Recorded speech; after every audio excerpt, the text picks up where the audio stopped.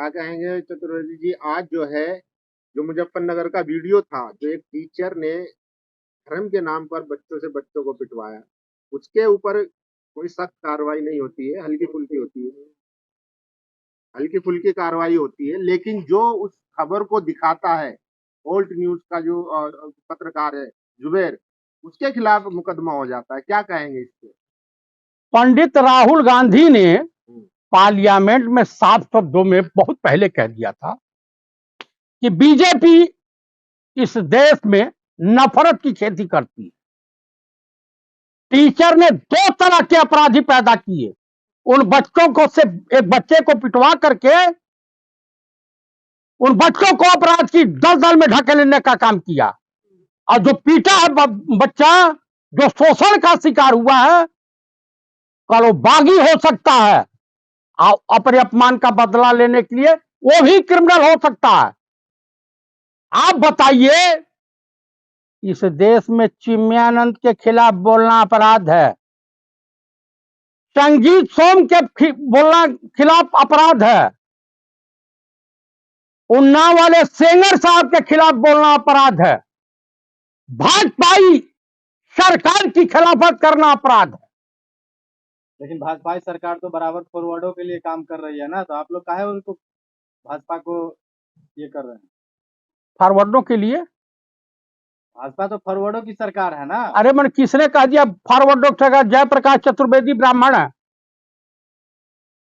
आप बता दीजिए, पहले यूरिया 240-245 रुपया में 50 किलो मिलती थी, और हिंदुओं की सरकार में यूरिया 280-290 रुपया में 45 किलो मिलती है।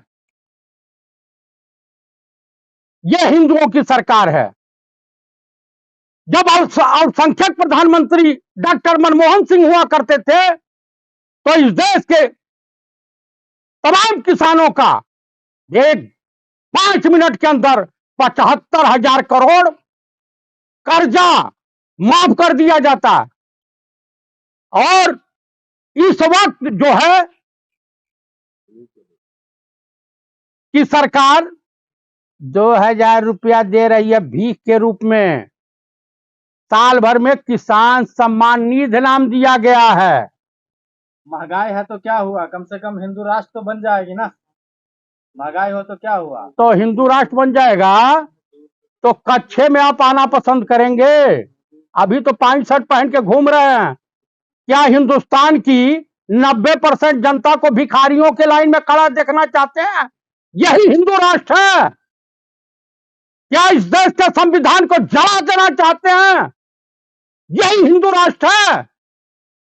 क्या दलितों के ऊपर, गरीब हिंदुओं के ऊपर मुंह तना, उनका शोषण करना, यही हिंदू राष्ट्र की परिभाषा है? क्या कमलेश तिवारी जैसे लोगों की हत्याएं होती हो, यही हिंदू राष्ट्र है? क्या उन्नाव में एक बेटी के साथ दरिंदगी हुई, यही हिंदू राष्ट्र की परिभाषा है? क्या मणिपुर में हमारे देश की महिला को नंगा घुमाया गया, यही हिंदू राष्ट्र की परिभाषा है? अरे तो कहीं कल आज उनके वहां हो रहा, कल आपका भी घर है निशाने पर, मेरा भी घर है निशाने पर। मैं भी 2 बेटियों का बाप हूं।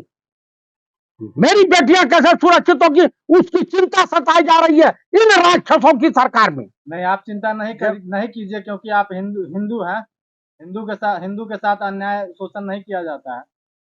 अच्छा, उन्नाव की जो बेटी थी, वो ठाकुराइन, वो दलित थी?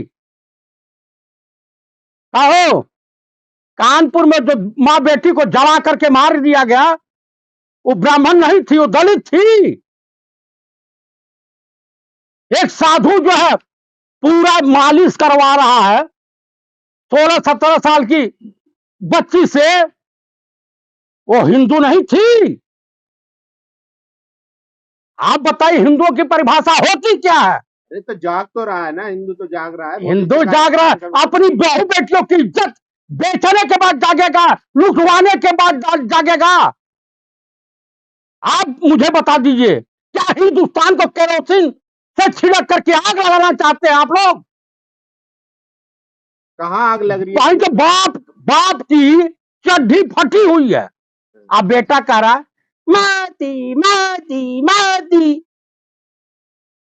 अरे क्या तो दिक्कत मोदी है? ने किया है तो तभी तो क्या कहा है ना। किया है, क्या किया है बता दीजिए, एको कारनामा तो बता दीजिए। डिजिटल इंडिया बनाया, अरे डिजिटल इंडिया बनाया, उनके पिताजी ने नहीं बनाया है। जो मोबाइल मोबाइल जो इंटरनेट वगैरह देख रहे हैं, ये स्वर्गीय राजीव गांधी की देन है, समझ रहे हैं साहब। अच्छा डिजिटल इंडिया राजीव गांधी जी ही बोलते हैं, जब मैं 2 रुपए भेजता हूँ तो गरीबों के पास 10 पैसे पहुंचता है। आज मोदी जी किसानों को डायरेक्ट बैंक टू बैंक 2,000 रुपए दे रहे हैं।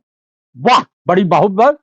और 10,000 करोड़ लेके विजय माल्या भाग गया, ललित मोदी भाग गया, करीब 17 लाख करोड़ जो है उद्योगपतियों की का कर्जा माफ कर दिए। तो मोदी जी क्या कर सकते वो हैं? पैसा कहां से आया था? गुजरात से लाए थे, दहेज में। आप मुझे बता दीजिए, हमारा आपका पैसा है। आप बताइए, इस देश में बेरोजगारी है, आपके देश की अर्थव्यवस्था खत्म हो चुकी है, देश दिवालिया हो चुका है। हमारे देश का प्रधानमंत्री चाइना के राष्ट्रपति के सामने वो हो रहा है, वायरल हो रहा है, देखा कितने पे मुकदमा। इस तरह से खड़े हैं चाइना का राष्ट्रपति, चपरासी की हैसियत में।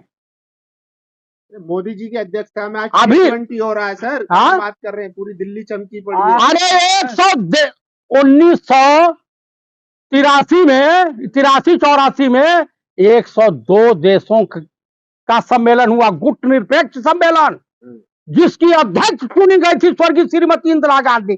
G20 हो रहा, पुतिन आ ही नहीं रहे। G20 हनुमान चालीसा पढ़ते रहो। अमेरिका का जो संसद प्रतिनिधिमंडल आता है, देश के प्रधानमंत्री से मिलना नहीं चाहता, कहता मुझे पंडित राहुल गांधी से मिलना। उनको भी पता होगा कि हमारे देश के प्रधानमंत्री राजा बाबू हैं। राहुल गांधी को आप लोग बराबर पंडित काहे कहते हो? राजनेता है हमारे। अच्छा, पंडित का ना गुनाह है? अगर पंडित कहना गुनाह है, ये बगावत की श्रेणी में आता है, तो मैं ऐसा गुनाह और ऐसी बगावत करने के लिए तैयार हूं। पंडित का मतलब अर्थ निकालिए, पंडित का मतलब होता है क्या? पंडित कहना गुनाह है?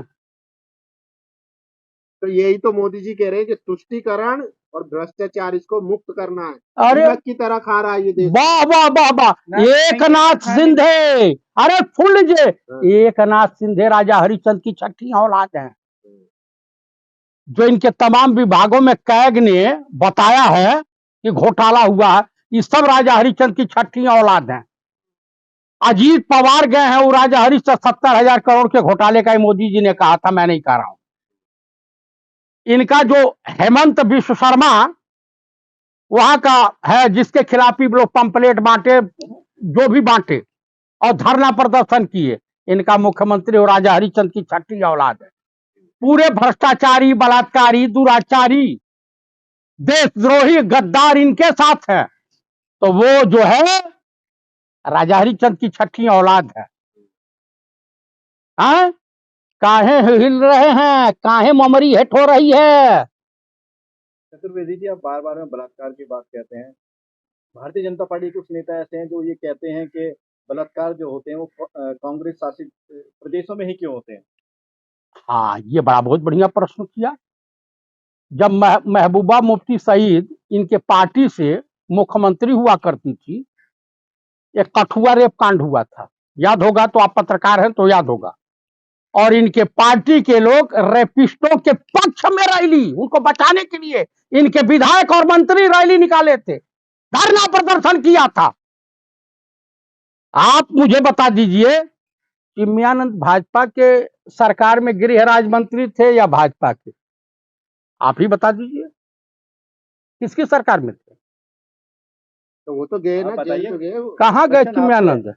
चिन्मयानंद तो फरार हैं, सरकार उनका केस वापस ले रही थी। आप मुझे बताइए प्रभु, तो कमी है कि राजस्थान या अगर कांग्रेस शासित, मैं ये कह रहा हूं कि आप बोले मणिपुर जैसी स्थिति राजस्थान, छत्तीसगढ़ या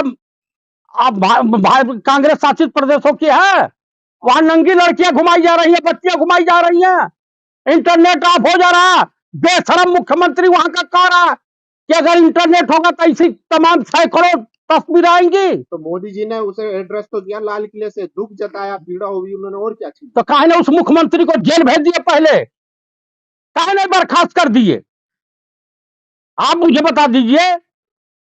हमको पीड़ा हुई लेकिन हम आपके खिलाफ कार्रवाई नहीं करेंगे। हमारे वहां घोटाला हुआ लेकिन हम घोटालेबाजों के खिलाफ कार्रवाई नहीं करेंगे। हमारे गवर्नमेंट में देश के तमाम उद्योगपति बैंकों का लोन लेकर के भाग जाएंगे, विदेश की नागरिकता करेंगे, ले लेंगे, लेकिन हम उनके खिलाफ कार्रवाई नहीं करेंगे। हम अडानी के ऊपर पूरा हिंदुस्तान लुटा देंगे। 39,000 करोड़ गुजरात का घोटाला हम पी जाएंगे, कार्रवाई नहीं करेंगे। चलिए वो तो आपसी राजनीति होती रहेगी, क्यों राजनीति होती रहेगी? लेकिन आपको मैं बदावे G20 हो रहा है, उसका आप समर्थन कीजिए ना, वो तो देश की बात है। अच्छा, ये विदेश की बात मैं अभी तक कर रहा था। अभी तक तो मैं तारीफ जो है पाकिस्तान, अमेरिका, भूटान, बांग्लादेश की कर रहा था। अरे आज देश की छवि भारत की बाहर जाएगी। कहां हुई है? देश का प्रधानमंत्री चाइना के राष्ट्रपति के सामने हाथ बांधे खड़ा था नौकर के तरह से। ऐसा तो हमने किसी प्रधानमंत्री की फोटो नहीं देखी। माननीय अटल बिहारी, हमारे मोदी जी खड़े थे भैया। तो उनके पैर भी तो छुए गए थे ना। कहां? अफ्रीकन कंट्री में गए, कहां छुए पैर? किसने छुआ? किसने छुआ? कहां का राष्ट्रपति था? हिंदुस्तान के अगर प्रधानमंत्री अगर किसी का अमेरिका में राष्ट्रपति एयरपोर्ट या हवाई जहाज के अंदर रिसीव करना गया है तो उस प्रधानमंत्री का नाम है स्वर्गीय पंडित जवाहरलाल नेहरू। जॉन कैनेडी गए थे और 1956 में राष्ट्रपति वहां तक गए थे। क्या बात आप कर रहे हैं?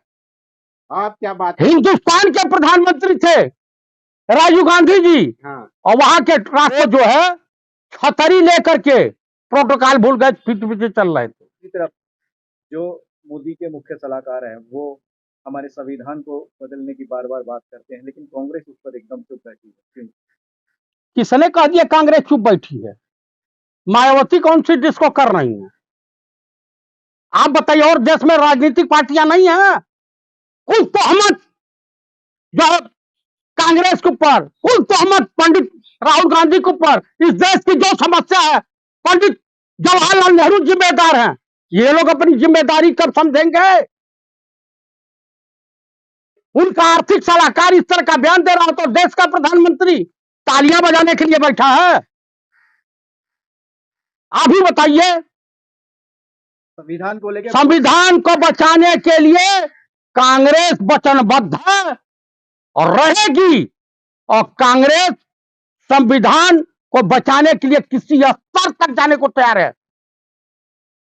कांग्रेस तो बच जाए, पहले संविधान की बात कर रहे हैं। कांग्रेस खत्म हो गई। किसने कह दिया खत्म हो गई?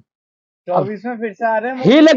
हिल गए हैं मोदी जी, जुबान लड़खड़ाने लगी है। उनको इन्वेस्टिगेशन में कोई अंतर नहीं पता चल रहा। तो उम्र का क्या तकाजा है। अच्छा, मतलब जो सही में कहावत है कि जो है हिंदू जो है बुढ़ापे में पगला जाते हैं, ऐसा ही कुछ है क्या सच्चाई? उम्र के साथ थोड़ा बहुत तो वो होता हर है, उम्र में होता जबान है। तो टंग तो होती है, स्लिप होती है। अच्छा, स्लिप टंग होती है। हाँ। राहुल गांधी की अगर हो गई तो ये लोग लेते हैं, इन लोग को हो जाए तो स्लिप ऑफ टंग कहा जाता। ये सब गलत है, जो गलत है तो गलत। आप क्या समझते हैं, राहुल गांधी के नाम से मोदी जी भी आजकल सर कांपने लगे? पूरी आरएसएस, पूरी बीजेपी कांप रही है। मैं आपको बता रहा हूं, एक बड़ी गुप्त सूचना दे रहा हूं। संभवतः 10 सितंबर के बाद लोकसभा चुनाव को लेकर के ये 5 स्टेट के चुनाव के साथ लोकसभा चुनाव भी होना निश्चित हो गया, क्योंकि मोदी जी घबरा गए कि हम 5 स्टेट हारे तो उसके बाद हमारी दशा क्या होगी। इसलिए पहले ही करा लीजिए, क्राइसिस का जनता को पता न चलने पावे।